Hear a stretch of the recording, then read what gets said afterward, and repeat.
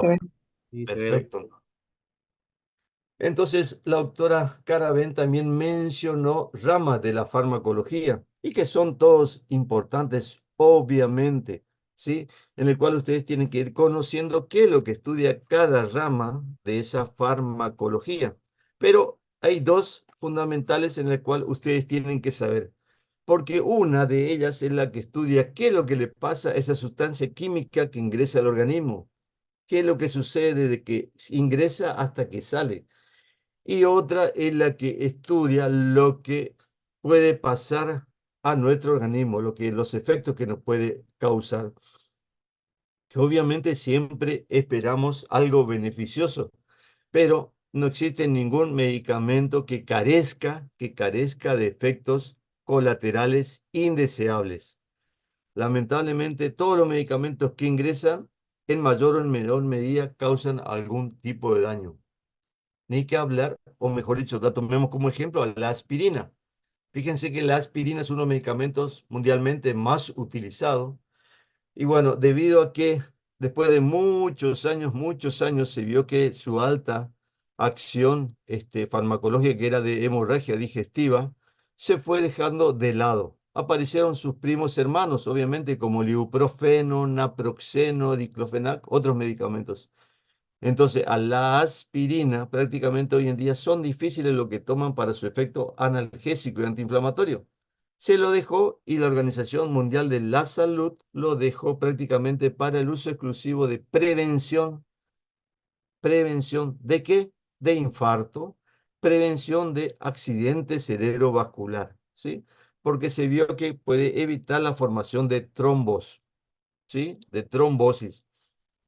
Entonces, ese medicamento que se utilizaba en dosis, digamos, de 500 miligramos a 1 gramo para aliviar el dolor, la inflamación, hoy en día se lo utiliza en dosis bajas que van de 81 miligramos hasta 325 miligramos justamente para evitar la recurrencia de infarto y accidente cerebrovascular. Entonces, es importante la farmacocinética de un fármaco. ¿Qué va a pasar?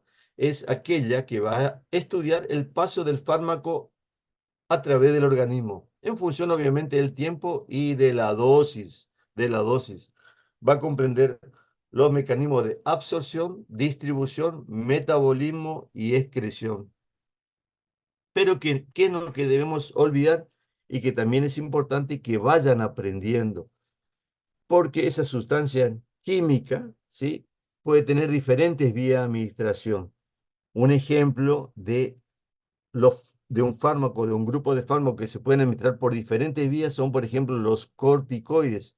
Seguramente escucharon hablar de corticoides, como por ejemplo la dexametasona o betametasona. Entonces son muchos de esta familia y dependiendo del fármaco, de los corticoides, algunos se pueden administrar por vía oral, ¿sí? Y si es por vía oral, puede tener diferentes presentaciones, ya sea en gotas, en jarabe, en comprimidos, en cápsulas. También se puede administrar por vía inhalatoria, ¿sí? Ya sea para el tratamiento de una rinitis alérgica, ya sea para el tratamiento del asma. Se pueden administrar también por vía infiltrativa, en caso de lesiones de torceduras, por ejemplo, de inflamaciones de rodilla, de tobillo. También se pueden administrar de manera tópica. O sea, existen diferentes vías y ustedes tienen que aprender a conocer eso.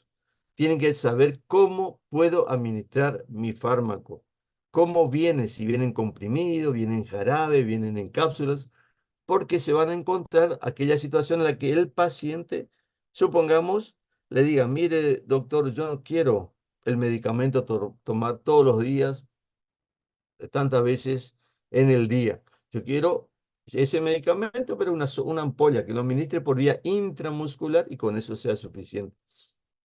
Entonces ustedes no pueden no conocer ese medicamento si lo puedo dar por vía parenteral, ¿sí? Si lo puedo dar por vía intramuscular.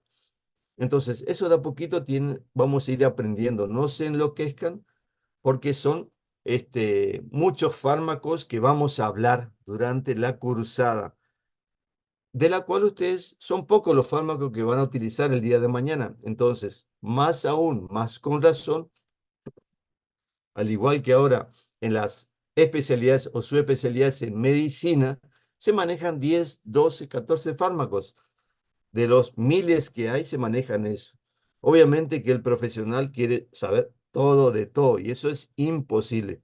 Se van a dar ustedes cuentas cuando, por ejemplo, dentro del mismo grupo, por ejemplo, AINES, que son los analgésicos, antipiréticos, antiinflamatorios no esteroides, tenemos el ibuprofeno y el diclofenac. Entonces, cuando empezamos a hablar y decimos las diferencias o las ventajas y desventajas de estos fármacos, a veces no lo saben, no lo saben, y se quedan con lo que le dicen, ¿sí? Con lo que le viene por ahí el que trabaja en, como visitador o médico, viene a presentar ese medicamento y se queda, te dicen que este fármaco es mejor, es más potente. Y eso también es otro concepto que tienen que saber. ¿Qué es potencia? Cuando hablamos de potencia o que es más potente un fármaco respecto a otro. Entonces, de a poquito, conceptos tienen que aprender en farmacología para hablar en, este, en esta cursada.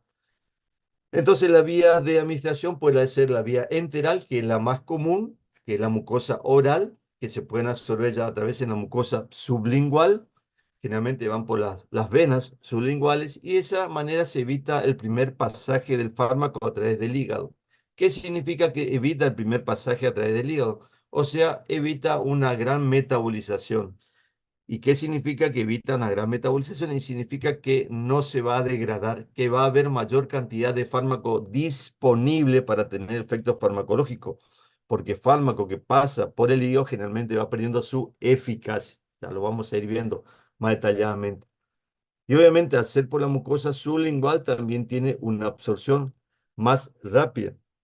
¿Existen ventajas? Sí, tiene ventajas en situaciones concretas, específicas. Por ejemplo, un ataque de una angina de pecho en el cual el paciente tiene un dolor precordial muy intenso, no puede respirar, le cuesta respirar y bueno, por ahí algunos fármacos se pueden administrar.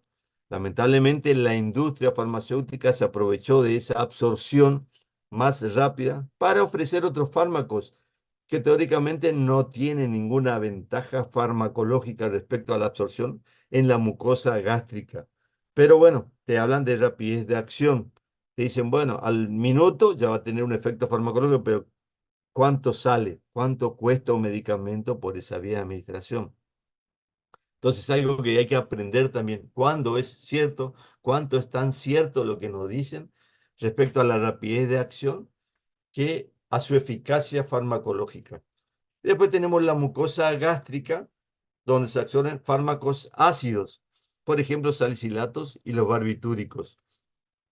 Eso también es otra cosa que van a ir leyendo de a poquito, yo no me voy a detener mucho, que los fármacos, que yo le dije que son sustancias químicas, se pueden comportar de dos maneras, como fármacos ácidos débiles o bases débiles. ¿Y eso de qué depende? Entonces depende de su pKa. Y en líneas generales, ¿qué es lo que tienen que saber? Cuando existe un medio ácido, como por ejemplo la mucosa gástrica, que es un medio ácido, si uno le da una sustancia que es un ácido débil, se va a absorber más fácilmente. En cambio, si el pH del medio, por ejemplo, a nivel del intestino, es básico, una sustancia que tiene un pKa básico se va a absorber mejor en ese lugar. Entonces, eso respecto a su estructura química, que pueden ser ácidos o débiles. Pero lo importante, y es justamente una propiedad que deben conocer de los fármacos, es que si son liposolubles o si son hidrosolubles. Entonces, ¿cuáles son aquellos que atraviesan fácilmente la membrana celular? Debido a la composición de las membranas, son los fármacos que son liposolubles. Eso tienen que tener muy en cuenta. Entonces, los fármacos que tienen esa característica de ser muy liposolubles son los que se absorben más fácilmente.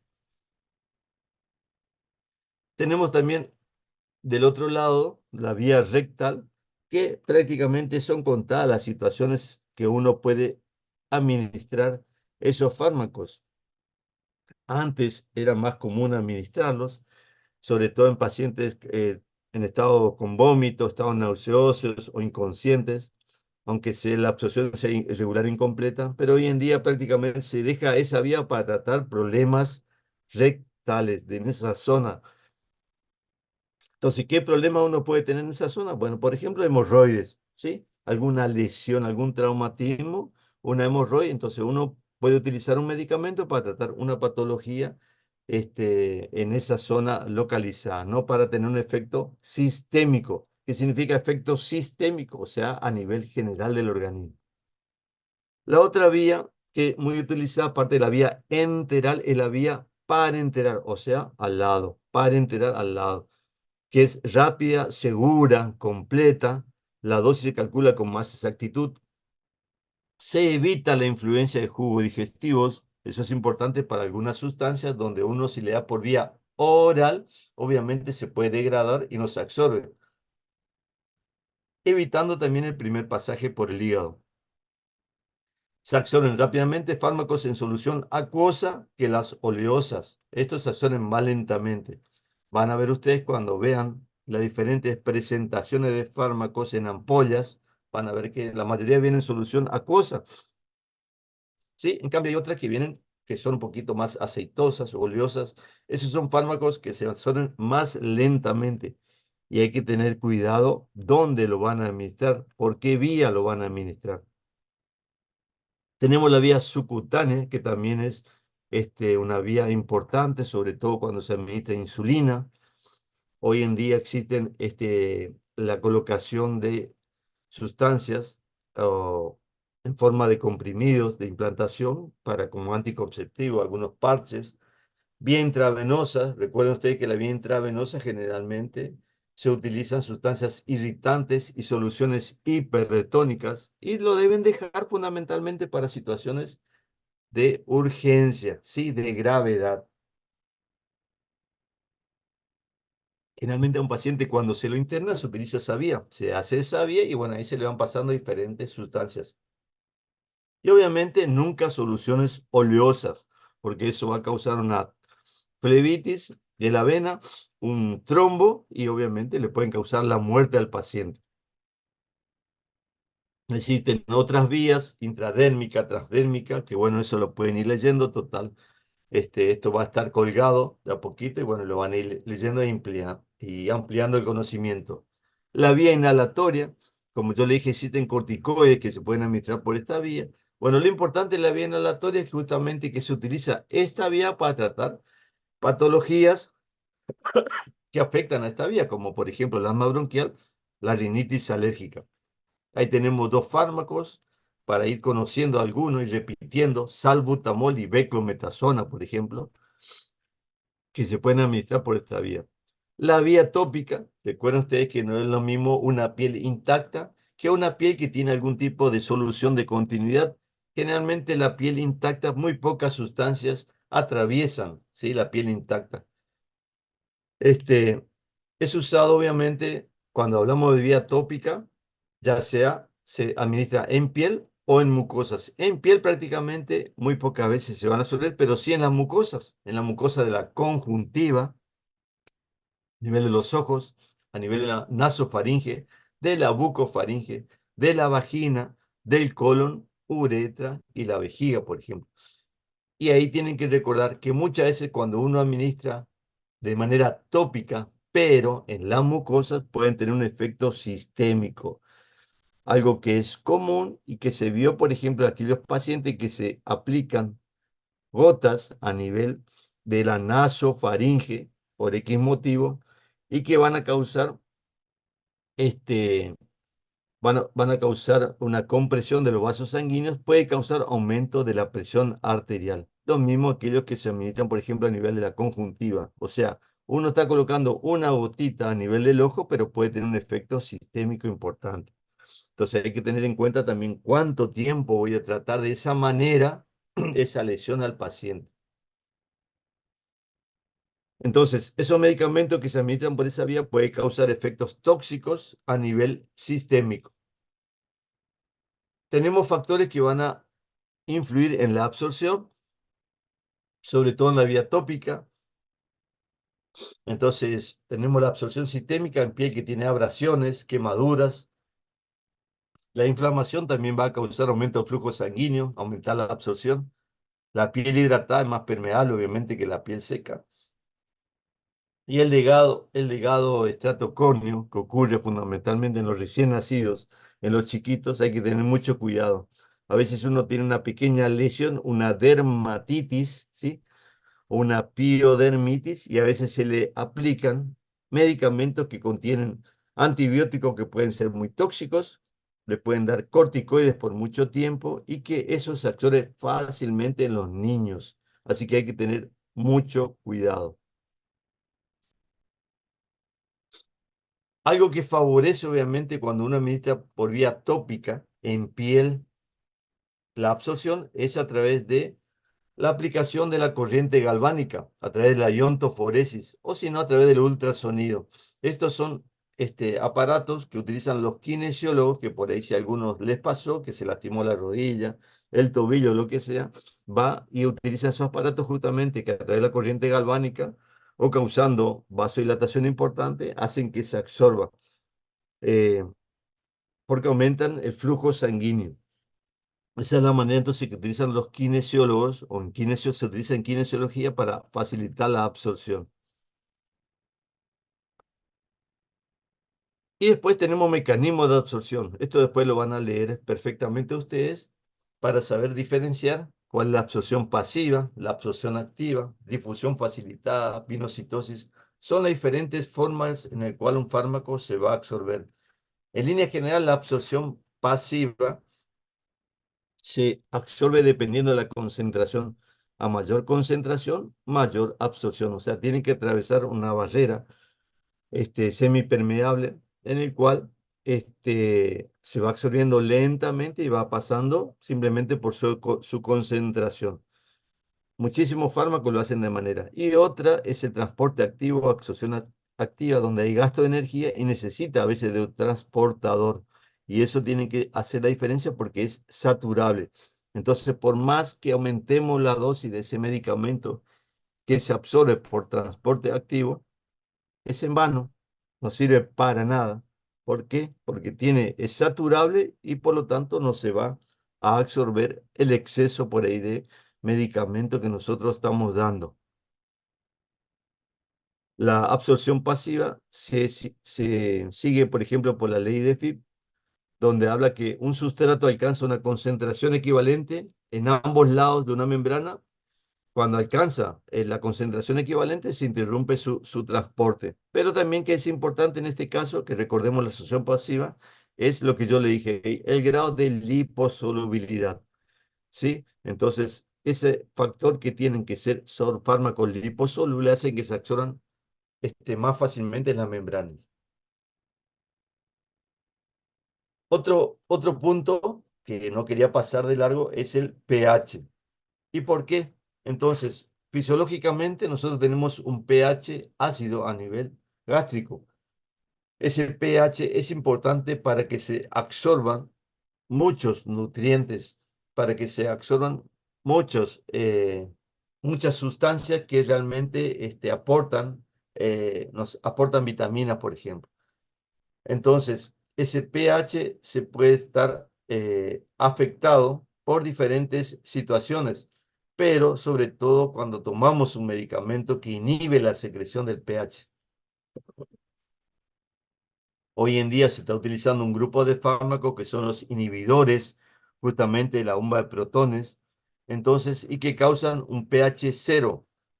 ¿Por qué? Porque el paciente tiene lo que llaman en líneas generales dispepsia, llaman acidez, ¿sí? Entonces tienen algo ahí en el estómago que no saben muy bien qué es, entonces toman estos fármacos inhibidores del pH. Y ese pH es importante para que se absorban los fármacos. Entonces, al inhibir justamente el pH, van a causar que los fármacos no se absorban. Así que hay que tener mucho cuidado con ese tipo de fármacos. Entonces, ¿es importante el pH del ácido? Sí, es importante, ya sea para los ácidos débiles o las bases débiles. Y recuerden ustedes, como yo le dije, en la mucosa gástrica generalmente tiene un pH ácido, que va de 1,4 a 2,0, y a nivel gastrointestinal tiene un pH más bien básico. Eso es como regla general en farmacología. Pero lo importante que quiero que les recuerde es la importancia que tiene el pH en el organismo. Bueno, estos son otros mecanismos, como yo le dije, de absorción, que no hace falta que nos detengamos.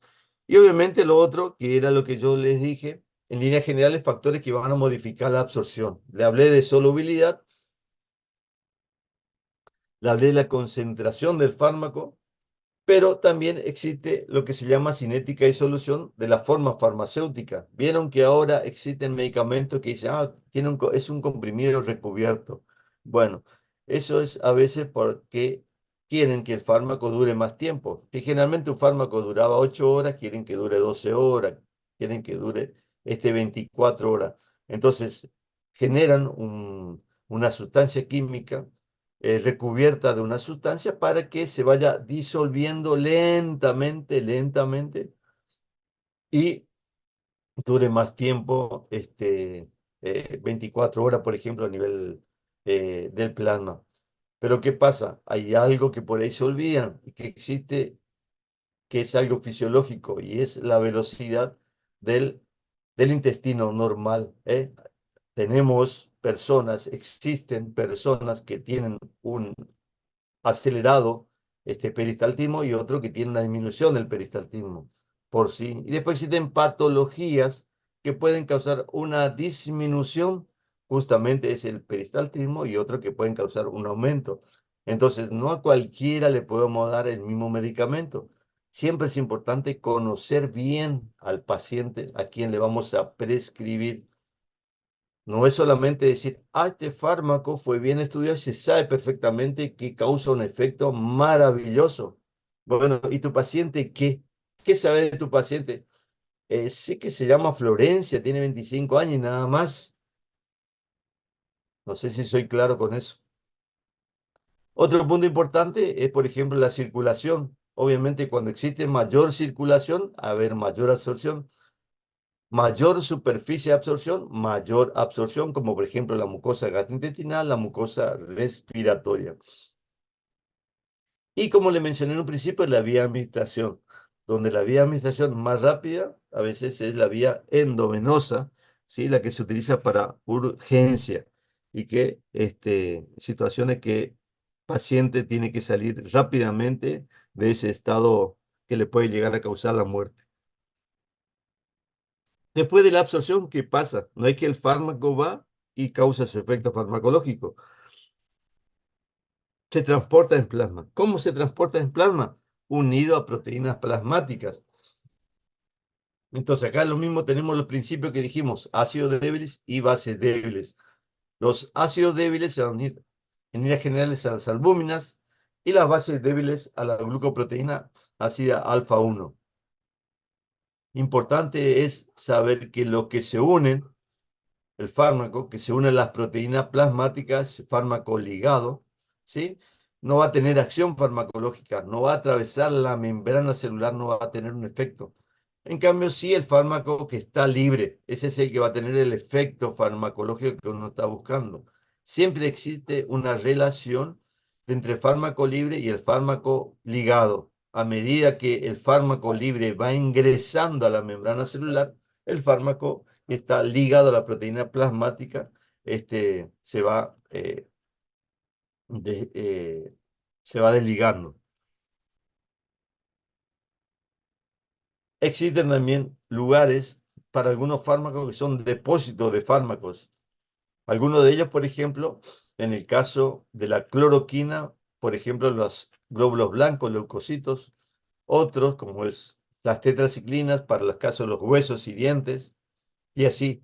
Entonces, eso también hay que tenerlo en cuenta, que existen depósitos naturales para algunos fármacos que se vamos a utilizar. Por suerte, en líneas generales, ninguno de estos fármacos ustedes van a prescribir, ¿sí? Entonces no van a tener ese inconveniente.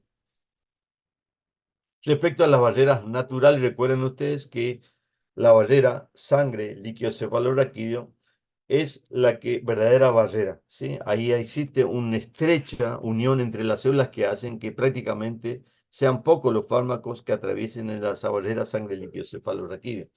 Pero la barrera hematoencefálica muchos fármacos atraviesan y va a depender de su liposolubilidad. Y que la barrera placentaria, fármacos liposolubles son lo que pasan con facilidad. En líneas generales, esta barrera placentaria no es tan así. Atraviesan casi todos los fármacos, por eso hay que tener mucho cuidado en la mujer embarazada. Mucho cuidado sobre todo con aquellos que pueden causar daño importante, no solamente durante la etapa de la organogénesis, cuando se está formando ese feto, o sea, en esos primeros 3 meses, sino también a posteriori. ¿Por qué? Porque le puede causar obviamente muerte fetal, ¿sí? O un parto prematuro. Entonces, en líneas generales, cuando una paciente está embarazada, los 3 primeros meses se trata de evitar cualquier tipo de fármaco. El primer trimestre del embarazo se trata de evitar cualquier tipo de fármaco para causar algún daño en la organogénesis. Después se va evaluando la utilización de un medicamento.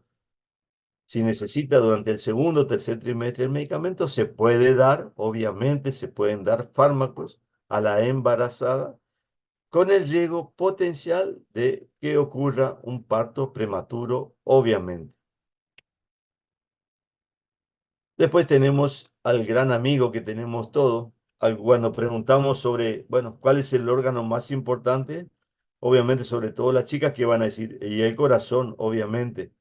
Por ahí los chicos inteligentes dicen, y el cerebro. Bueno, yo le digo que el órgano que hay que cuidar mucho es el hígado, el cual no cuidamos para nada. No llenamos de porquerías, comemos cualquier cosa, tomamos cualquier cosa y de a poquito el hígado, que es nuestro gran amigo para todas las cosas que consumimos, puedan ser eliminadas, lo vamos perjudicando.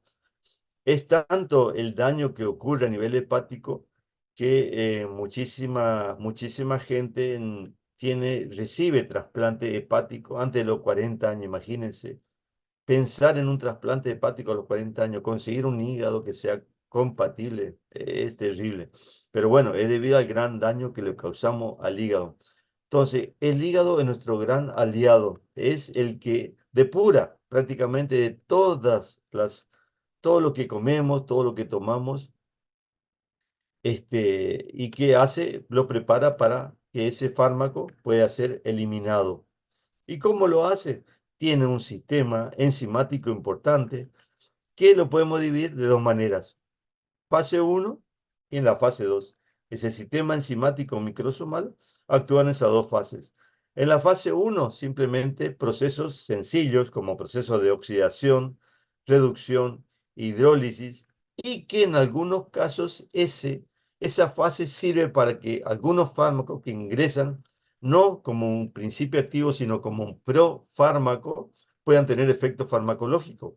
O sea, ese fármaco de por sí no tiene efecto farmacológico, pero al pasar por una fase de hidrólisis o de oxidación, ahí tiene un efecto farmacológico. Después si tenemos en la fase 2 la fase de conjugación, donde realmente ahí sí ya uniéndose a otra sustancia como el ácido glucurónico, el sulfúrico, el acético, ya tienen una unión y se hace un metabolito que es inactivo, que es muy polarizado, que es más bien hidrosoluble y de fácil eliminación, que es lo que se trata de conseguir en esa fase 2.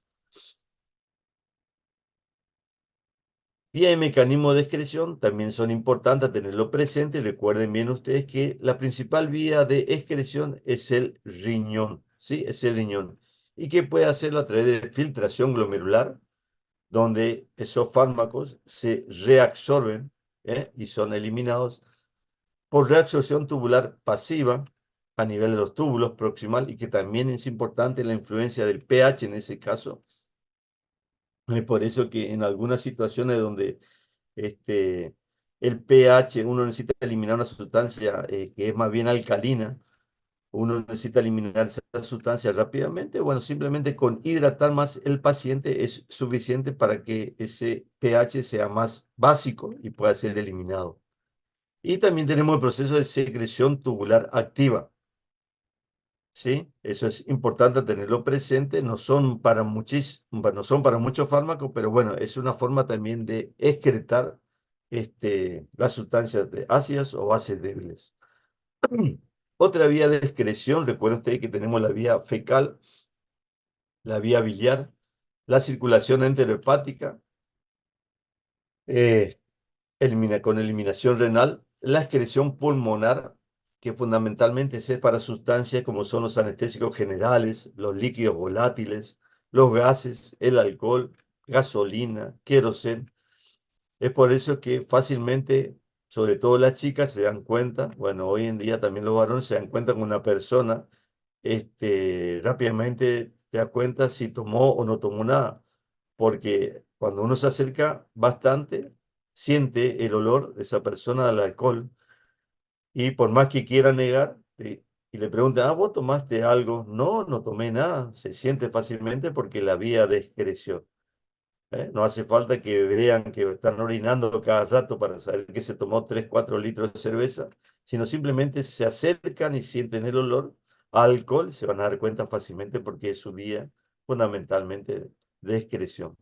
También la saliva es importante, el sudor, lágrimas, pelos, también es importante. Y la excreción láctea, recuerden también ustedes que es importante, al igual que yo le dije de la barrera placentaria, que es una verdadera barrera, y hay que tener muchísimo cuidado con algunos medicamentos dependiendo de qué trimestre le van a dar ese medicamento. También es importante la excreción cuando está amamantando, las primeras semanas, los primeros meses. ¿Por qué? Porque la madre por ahí se puede sentir mal, ¿sí? Le agarra lo que se llama la depresión postparto, lo cual yo no niego que exista la depresión postparto. Lo que sí está mal estadísticamente cuando se dice que existe un alto porcentaje y son poquitas las personas que pueden llegar a tener esa depresión postparto. Lo que pasa hoy en día es que nadie quiere atender a esa criatura, ¿sí? Se encuentran con algo ajeno, extraño, ahí que llora todo el día y que obviamente hace lo que tiene que hacer, que es defecar, y obviamente cuando se está alimentando sobre todo y tiene más olor, y obviamente nadie le quiere limpiar, limpiarle vos, no limpiarle vos, que vengan los abuelos y que le limpien a la criatura. Entonces empiezan a deprimir, depresión postparto, porque de un día para el otro tienen que atender o cuidar a una personita, ¿sí? Que está creciendo y que obviamente necesita todo el cuidado. Entonces empiezan a consumir antidepresivos y esos antidepresivos se eliminan, así como otros psicofármacos se eliminan por la excreción láctea y van a causar muchísimo daño al chiquito, ¿sí? De un chiquito que puede haber sido hiperactivo o que generalmente estaba activo todo el día, lo van a encontrar todo el día acostado, durmiendo con poca reacción. A la hora de succionar este, el pezón de la madre como debe hacerlo, va a estar sin fuerza, debido a que justamente le está pasando toda esa sustancia que estaba ingiriendo la madre, esos psicofármacos le está causando un daño importante. Lo mismo que ciertos antibióticos, lo cual no están recomendados y cuando veamos antibióticos vamos a ver aquellos cuales no tienen que darle a la embarazada o si se da, no a la embarazada, sino a la que ya tuvo al bebé, no hay que darle debido a que su eliminación puede causar un daño a los recién nacidos y obviamente el consumo también excesivo del alcohol, lo cual a veces es muy difícil de evitar. Eso sí que es, no le digo imposible, pero que es muy difícil. Y el alcohol también le causa depresión, depresión al, al, al bebé, al recién nacido. O sea, esa excreción láctea también tiene, por más que no sea tan importante en cuanto a la cantidad de fármacos, eh, es importante en cuanto a cuando ocurre esa situación, ¿sí? Y cuando se ingieren ciertos medicamentos que pueden causar mucho daño. También es importante, como le dije, respecto al pH en la eliminación urinaria de los fármacos, ¿sí? Recuerden usted que el fármaco polarizado es el fármaco que está ionizado, ¿tá? Por lo tanto, es importante saber cómo manejar los cambios del ácido a nivel renal como yo le dije, de utilidad en la excreción renal de fármacos en caso de intoxicación, por ejemplo, por barbitúricos, alcalinizando la orina, es suficiente. ¿Cómo se alcaliniza la orina? Obviamente, si se le hace una vía, bueno, se le pasa suero al paciente con líquido más que suficiente. Y lo último que tienen que saber, bueno, en este caso no vamos a perder más tiempo porque hay otro teórico, ¿qué son los parámetros farmacocinéticos? Ustedes van a tener que ir aprendiendo cuáles son estos parámetros farmacocinéticos y la importancia que tienen cada uno de ellos. El volumen aparente de distribución, la vida media plasmática, el clearance, la biodisponibilidad, la bioequivalencia. Respecto al clearance, simplemente decirle clearance o depuración es importante porque es la depuración o eliminación de un fármaco en la unidad de tiempo y que obviamente va a depender del hígado y va a depender del riñón. Entonces, ¿para qué me vas a saber si el clearance hepático o el clearance renal está bien? Bueno, va a tener importancia cuando esté disminuido, porque si está disminuido el clearance hepático, significa que el metabolismo hepático está disminuido. Si está disminuido el clearance renal, significa que la eliminación del medicamento está disminuido. Entonces ahí vemos qué hacemos con ese medicamento que tenemos que administrar cada 8 horas y en dosis de 500 miligramos. Entonces lo damos cada 12 horas, si es que se puede, lo damos en dosis más baja, ese fármaco. Bueno, todo eso son justamente a través de estos parámetros farmacocinéticos, ¿sí? ¿Qué hacemos con ese medicamento?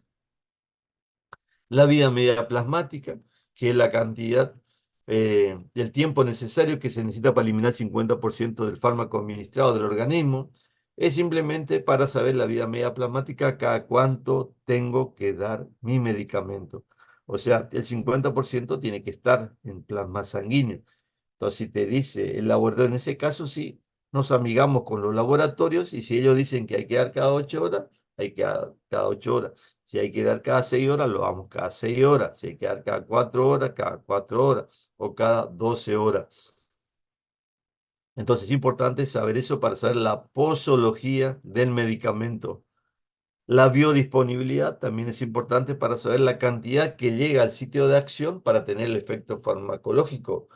Pero vayan recordando esto, vayan de poquito incorporando que el hecho de tener mejor biodisponibilidad no significa que tenga mayor eficacia.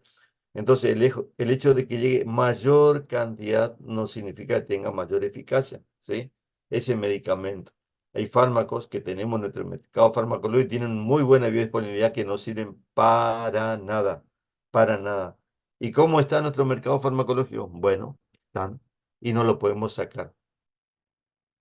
Esto de bioequivalencia o equivalente farmacéutico, ya lo dijo la doctora Caraven, así que no lo voy a repetir más, pero recuerden ustedes que siempre deben tener prácticamente la misma cantidad de fármaco, la misma concentración y la misma forma farmacéutica. Es lo que nosotros llamamos como medicamentos genéricos y no, son equivalentes farmacéuticos, no son medicamentos genéricos, pero que nosotros lo llamamos así acá en Argentina. Son equivalentes farmacéuticos. Y esos equivalentes farmacéuticos obviamente son de diferentes laboratorios. Entonces, si uno va a comprar un medicamento de un laboratorio conocido, el precio de ese medicamento va a estar muy elevado, pero se pide un equivalente farmacéutico de un laboratorio que no es muy conocido, se van a encontrar con una gran sorpresa. Por ejemplo, si decimos, bueno, yo quiero hacer un tratamiento con amoxicilina de la marca Amoxidal de laboratorio, bueno, se pueden encontrar que está de 500 miligramos por 16 comprimido, está 15.000 pesos. Pero si van a comprar la amoxicilina de Amoximar, de laboratorios Mar, se pueden encontrar con 5.000, 6.000 pesos, la misma cantidad. Entonces, eso es lo que nosotros llamamos genérico acá, son equivalentes farmacéutico, recuerden ustedes. Bueno, eso es la primera parte.